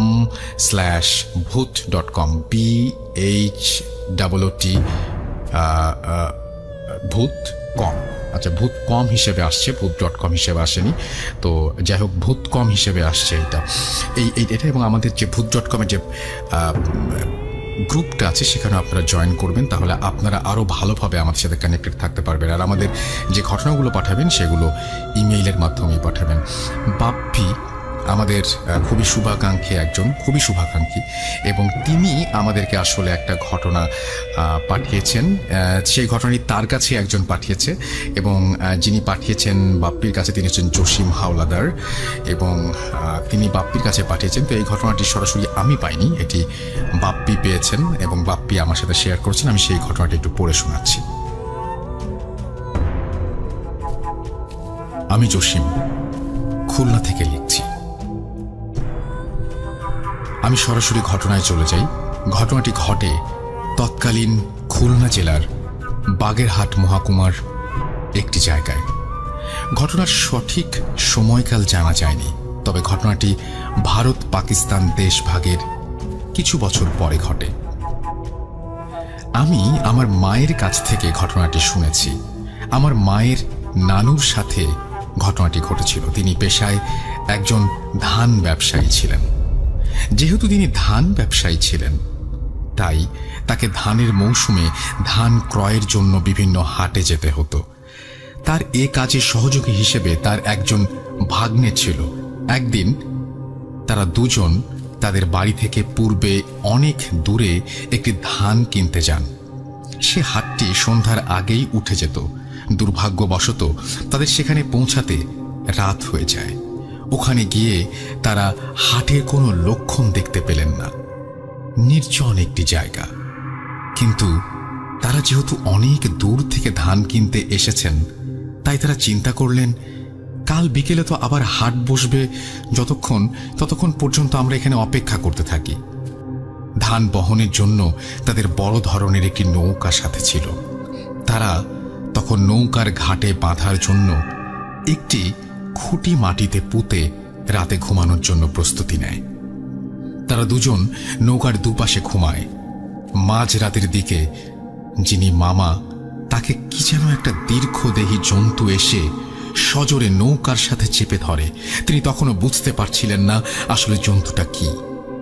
তিনি শরীরের সমস্ত শক্তি দিয়ে প্রতিহত করার চেষ্টা করছিলেন, কিন্তু কিছুতেই তিনি শক্তিতে পেরে উঠছিলেন না।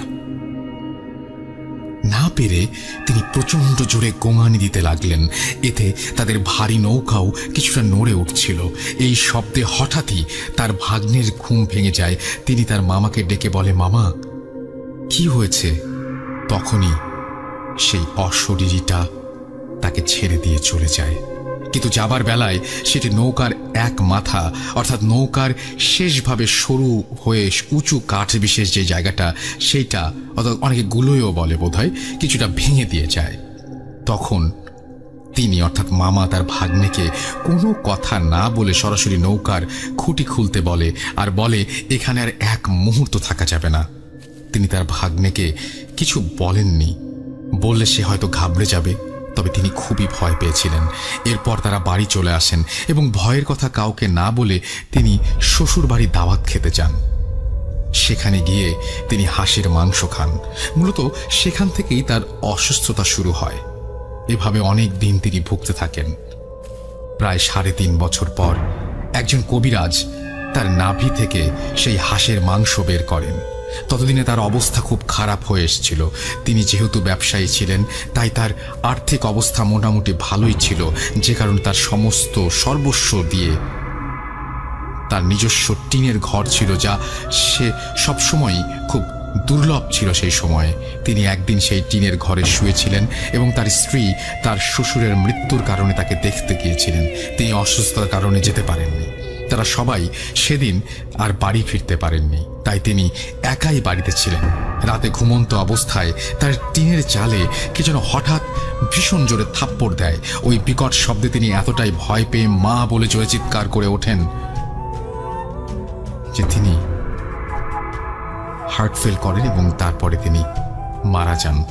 পরের দিন সকালে সবাই তাকে এসে মৃত অবস্থায় পায়। তার দাফন কাফন শেষে কিছুদিন পর তার আত্মীয় স্বজনরা আবার কবিরাজের কাছে যান এবং যাবতীয় বিষয় খুলে বলেন। কবিরাজ তাদের বলেন টিনে থাপ্পড় দেওয়া সেই জন্তুটি যে ছিল, সেই হাটে ধান কিনতে গিয়ে নৌকায় ঘুমন্ত অবস্থায় তাকে চেপে ধরেছিল। আসলে ওখানে আগে একটা শ্মশান ঘাট ছিল। দেশভাগের পর সেখানে আশেপাশে কোনো লোক থাকতো না, অনেকদিন পরিত্যক্ত অবস্থায় ছিল, তাই সেখানে শুধু দিনের বেলা অল্প সময় হাট বসত। সেই হাট থেকে এই পর্যন্ত 3.5 বছর জন্তুটি তার পিছু লেগেছিল এবং শেষ পর্যন্ত তাকে নিয়েই ছাড়ল।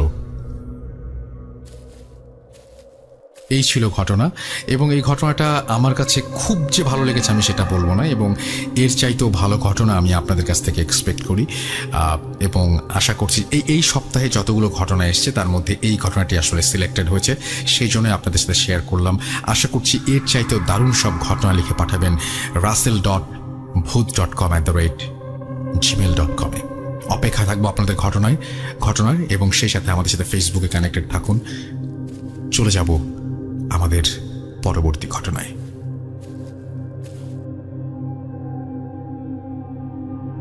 Spirit, be here with me.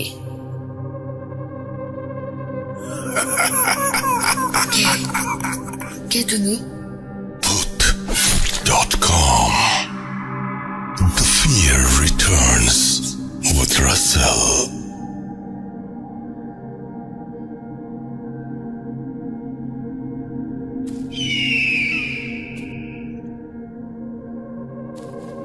আরও একবার আপনাদের সবাইকে স্বাগত জানাচ্ছি আমি রাসেল। শুনছেন ভূত.com। আর আমাদের ঘটনায় যাওয়ার আগে প্রতিবারের মতো আরও একবার মনে করে দিই, আমাদের ইমেল অ্যাড্রেস হচ্ছে ভূত.com। যে ইমেল অ্যাড্রেসটি সেটি হচ্ছে russell.booth.com@gmail.com। এবং এই ভূত.com নামে আপনি আমাদের ফেসবুকে আমাদেরকে পেয়ে যাবেন এবং আশা করছি সেখানে আপনারা যোগাযোগ করবেন।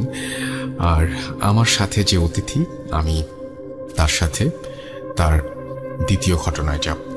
এবং আপনার নামটা প্লিজ আরও একবার বলবেন সবাইকে, যে আপনি কোথা থেকে এসেছেন সেটাও একটু জানাবেন, তারপরে আপনার ঘটনায় যাব। আসসালামু আলাইকুম। আমি আশিক, মাজার রোড থেকে আসছিলাম। তো আমি এখন আমার নিজস্ব এক্সপিরিয়েন্স না, তো আমার এটা হচ্ছে আমার শ্বশুর বাড়ি, আমার নানি শাশুড়ির ঘটনা। তো সে যখন ছোটবেলায় ছিল আর কি, ছোট ছিল, তো সে খুবই সুন্দর ছিল। আচ্ছা। তো তার এই সুন্দরের কারণে তার পিছে বিভিন্ন প্রকারের বদ জিন আর জিনেরা এরকম তার পেছনে লাগেই থাকতো। আপনার কি মনে হয় যে এরকম মানে সুন্দর থাকলে এই ধরনের আসর পড়ে বা এরকম কিছু আপনার মনে হয়? আমার মূলত এগুলির উপরে কোনো আসলে নিজের অতটা বিশ্বাস নেই। তো আচ্ছা, আপনি যেটা শুনেছেন সেটাই বলছেন। আমার ওয়াইফ আমাকে বললো যে তার নানু তাকে এইগুলি বলছে। আচ্ছা। তো মূলত আমার এগুলির উপরে কোনো বিশ্বাস নেই। আচ্ছা।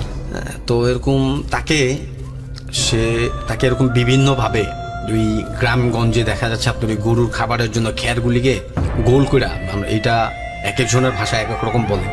আমরা বরিশালের ভাষায় যেটা বলি যে মেই। আচ্ছা, মেই। হ্যাঁ, মেই বলা হয়।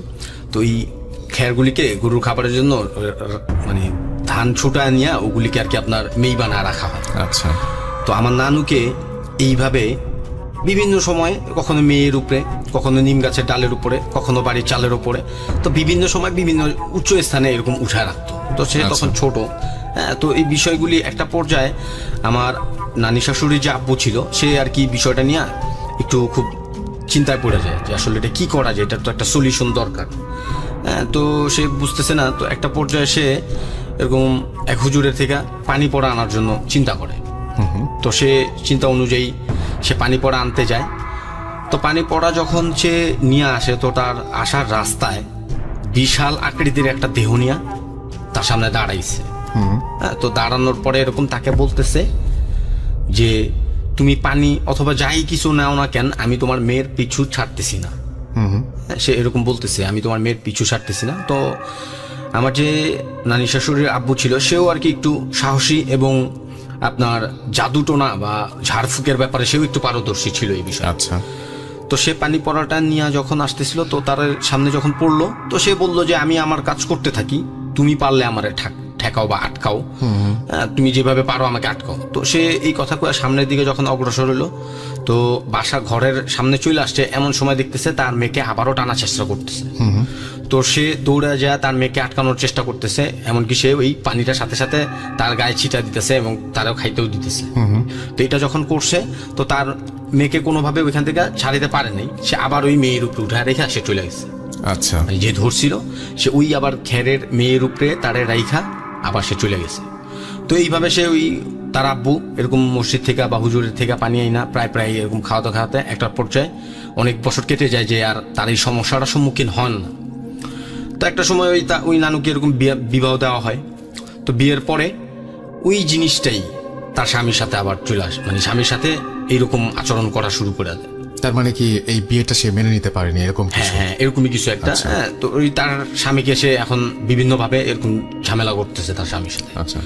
তো তার স্বামী আর তার একটা বন্ধু, তো তারা প্রায় আপনার ফজরের আখ্যান দিয়া অথবা ফজরের পর এই টাইমের মধ্যেই তারা এরকম মাছ ধরতে যেত প্রতিদিন। আচ্ছা। তো একদিন ফজরের আগেই তার ওই বন্ধু চলে আসছে। চাইশা বলতেছে, ওনার নামটা সম্ভবত মোহাম্মদ আলী অথবা আলী আহমদ এরকম একটা নাম ছিল, আমার যদিও নামটা খেয়াল নেই। তো তাকে ওই নামে আইসা ডাকতেছে আর বলতেছে যে চলো মাছ ধরতে যাবা না। তো ওই নানা চিন্তা করতেছে যে এত তাড়াতাড়ি চলে আসছে, তো বলতেছে যে ঠিক আছে তুমি সামনের দিকে হাঁটতে থাকো, আমি বাসা থেকে বের হইতেছি। সেটা ছিল আপনার ফজর নামাজের আখ্যান দিয়া। তো তারা যখন এরকম বের হইছে তো সে সামনের দিকে চলে গেছে হাঁটতে হাঁটতে। তো নানা এরকম পেছন থেকে আসতেছে আর তাকে এরকম জিজ্ঞেস করতেছে যে কি ব্যাপার, আজকে এত তাড়াতাড়ি চলে আসলা কেন? তো এরকম তার ফ্রেন্ড কোনো জবাব দিতেছে না। এখন তারা প্রতিদিন যেই প্রান্তে বা যেখানে যায় মাছ ধরতে, আজকে তার অন্য রাস্তায় সে যেতেছে। হ্যাঁ, প্রতিদিন রাস্তা সোজা চলে যায়, তো আজকে সে ডাইনের দিকে ইউটার্ন করছে, ডাইনে মোচড় নিছে। তো ডানে যাওয়ার পরে ওই নানা তাকে জিজ্ঞাসা করতেছে যে আমরা তো প্রতিদিন এই রাস্তাতেই মাছ ধরতে যাই, তো আজকে তুমি কেন এখানে যেতেছো বা এদিকে কেন যেতেছো? তো সে কোনো কথা বলতেছে না। তো নানু এটা দেখার পরে সে ওইখানে দাঁড়ায় গেছে, সে আর সামনের দিকে যেতেছে না। তো নানু যখন ওইখানে দাঁড়ানোর পরে আপনার তার ওই বন্ধুর পায়ের দিকে তাকাইছে, তো সে দেখতেছে এরকম পাটা শূন্যের উপরে ভাইসা আছে, মানে মাটিতে স্পর্শ নেই। তো সে এইটা দেখার পরে অনেক ঘাবড়ায় গেছে। সে আবার একটু সাহসীও ছিল, এর জন্য আর কি অতটা বেশি সিরিয়াস নেয়নি। তো সে ঘাবড়ায় ওইখানে দাঁড়ায় আছে, সে যাচ্ছে না। তো তার বন্ধু তার দিকে অগ্রসর হয়েছে, তার দিকে অগ্রসর হওয়ার পরে তারা এরকম আইসা বলতেছে চলো, টানা চেষ্টা করতেছে। তো এক পর্যায়ে সেও এরকম তার সাথে মানে ফাইটিংয়ে তৈরি হয়েছে, সে যাবে না, তো তাকে এরকম টানাটানি করতেছে। এক পর্যায়ে দুজনের মধ্যে তুমুল আকারে একটা মানে মারামারি শুরু হয়ে যায়। তো তারে অনেক খামসি টামসি দেওয়ার পরে ওই নানারে এরকম ওই পাশে একটা ডোবা ছিল, ডোবার মধ্যে গাইডা ফেলছে। তো গাইডা ফেলার পরে উপুত করে গাড়তে চেয়েছিল, অনেকবার চেষ্টা করছে। তো সেরকম সে আর কি তার বলে কৌশলে সে উপুত করে মানে গাড়তে পারে নাই তাকে। তো তাকে এরকম সোজাসুজি পা মাটির দিকে দিয়েই গাড়ছে, কিন্তু পুরাটা গাড়তে পারে নাই। এর মধ্যে ফজরের আজান চলে আসছে, তো ফজরের মেরেই ফেলতো। হ্যাঁ, এরকম একটা প্ল্যান ছিল। তো ফজরের আজান যখন চলে আসছে তো সে এরকম তাকে ছেড়া চলে গেছে। এরপরে ওই মানুষজন, এলাকার লোকজন আইসা তার এরকম তুইলা, তো হুজুরের কাছ থেকে এরকম পড়া টরা নিয়ে বিভিন্ন ঝাড়ফুঁক দিয়া তাকে আল্লাহর রহমতে ঠিক করছে। আচ্ছা, পরে ওই ফ্রেন্ডকে জিজ্ঞেস করেনি যে কালকে রাত্রে সে আসলে ডাকতে গিয়েছিল কিনা বা এরকম কিছু? আসলে নানুর কাছ থেকে যখন জিজ্ঞাসা করছিলাম তো নানু এরকম কিছুটা বলতে চাচ্ছে। আর নানুর উনি আসলে ওনার সাথে অনেক ঘটনা ঘটছে যেগুলি বলতে সে এখনো ভয় পায়। কারণ কি, এগুলি যদি সে বলে, সে এটাও বললো যে আমি যদি তোদের সাথে এগুলি বলি তো পরবর্তীতে আমার ঝামেলা হবে। হ্যাঁ, এই জন্য সে আর কি বিস্তারিত কোনো কিছু বললো না। তো আমার যদি আর কি আপনাদের স্টুডিওতে আবার আসা হয় তো ইনশাল্লাহ আমি আরো নতুন, আমি যেটা বলছি যে তা তো অবশ্যই বলবেন, থ্যাংক ইউ সো মাচ। না, আমি যেটা বলছিলাম যে আপনার এই যে মানে ফুপুতো, হ্যাঁ না আমার নানি শ্বশুর। আচ্ছা, নানি শ্বশুর উনি এখন তো ঠিক আছেন? নানি শ্বশুর এখনো আছে। মানে এইখান থেকে মুক্তি পেয়েছেন কিভাবে সেটা কি আপনি জানেন? এখান থেকে মুক্তি এখনো সম্ভবত মেলে নাই, কারণ তার যে ঘর আছে। এখন বয়স কত? এখন বয়স প্রায় অনেক, কিন্তু তার ঘরের আশপাশে এখন আর তার ডিস্টার্ব করতেছে না, কিন্তু তার ঘরের আশপাশে ঘোরাঘুরি করতেছে। সে যেই ঘরে থাকে ওই ঘরটা মূলত আপনার বেড়া দিয়া বানানো আর কি। হ্যাঁ, তো ওই ঘরের আশপাশে এখনো রাত্রেবেলা অনেকেই চলাফেরা করে। ঘরের আশপাশে যে আপনার ওই লাউ গাছের যে ইয়াগুলি বানানোর মাচাগুলি দেওয়া, হ্যাঁ, তো ওই মানে এইরকম একটা ঘটনা সে বলছিল একটুখানি, যে কিছুদিন আগে রাত্রেবেলা এমন একটা বিকট শব্দ আসতো যে মাচা টাচা যা আছে সব ভাঙ্গা চুরে একবার তসতস করে ফেলতেছে। কিন্তু তারা সকালবেলা যখন উঠতেছে তো সবকিছু আগের মতোই দেখতেছে। তো নানু আর কি ওই তাদের যে বেড়া, ওই বেড়ার ফাঁকা থেকে যখন এরকম তাকাইছে তো দেখতেছে এরকম ঘুরতেছে বাড়ির আশপাশ দিয়ে। আর এরকম প্রত্যেকেই শূন্যের উপরে, 3-4 জনকে এরকম দেখছে, তো প্রত্যেকেই শূন্যের উপরে, কেউ মাটির উপরে পা নেই তাদের। এরকম আর কি মোটামুটি মাঝে মধ্যে দেখে, এই জন্য সে ভয়ে আর কি কিছু বলতে চায় না। তার মানে এইটা বললে তার উপরে একটা মানে একটা ব্যাপার কিছু ঘটবেই, সেইটার জন্য হয়তো তিনি ভয় পান। ঠিক আছে, তবে একটা জিনিস যে সারা জীবনই একটা মানুষ কোনো একটা কিছু দ্বারা আক্রান্ত, এবং এই ব্যাপারটা কিন্তু আসলে মেনে নেওয়াটা খুব কষ্টকর। এবং তিনি যে মুখ খুলতে পারছেন না বা বলতে পারছেন না, সেটা তো হয়তো তার কোনো ধরনের বাধা আছে, বা তিনি ফিল করেন হয়তো যে তারপর একটা বিপদ হতে পারে বলেই হয়তো তিনি বলছেন না। তার মঙ্গল হোক এবং তিনি সুস্থ থাকুন এবং তিনি নিরাপদে থাকুন, সেটাই প্রার্থনা করব। আশা করছি যে এই ঘটনাটা ভালো লেগেছে। আপনাকে স্টুডিওতে আসার জন্য, কষ্ট করে স্টুডিওতে আসার জন্য আপনাকে অনেক ধন্যবাদ। আপনার বাসা অনেক দূরে, তারপরে আপনি কষ্ট করে এসছেন। এটা আসলে আমাদের এই মানে আমার প্রতি বলবো, আমাদের এই প্রোগ্রাম ভূত.com যেটা নতুনভাবে যাত্রা শুরু করেছে তার প্রতি ভালোবাসার প্রমাণ বলবো। এবং আপনাকে অনেক ধন্যবাদ, সবসময় কাছেই থাকবেন সেটাই আশা করব। আপনাকেও ধন্যবাদ রাসেল ভাই, থ্যাংক ইউ। আজকের মতো এখানে শেষ করছি, কথা হবে আবার শুক্রবার। টাটা।